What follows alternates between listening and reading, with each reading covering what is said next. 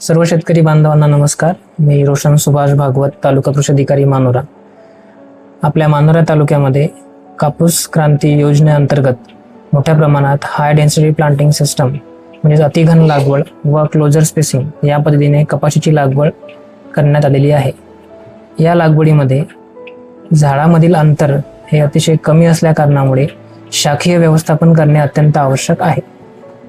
शाखीय व्यवस्थापन न केल्यास मोठ्या प्रमाणात कीड व रोगांचा प्रादुर्भाव होऊ शकतो.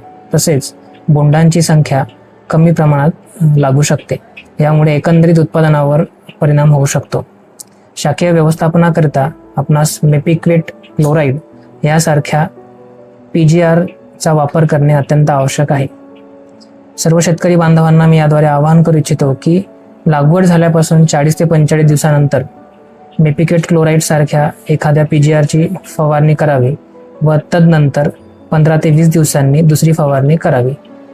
याद्वारे आपण शाखीय व्यवस्थापन करून आपल्या झाडातील बोंडांची संख्या वाढवू शकतो व झाडावर जो एकंदरीत रोगांचा होणारा प्रादुर्भाव आहे तो टाळू शकतो. धन्यवाद. अधिक माहितीसाठी तालुका कृषी अधिकारी कार्यालयाशी संपर्क करा. कृषी विभाग, महाराष्ट्र शासन, जिल्हा वाशिम.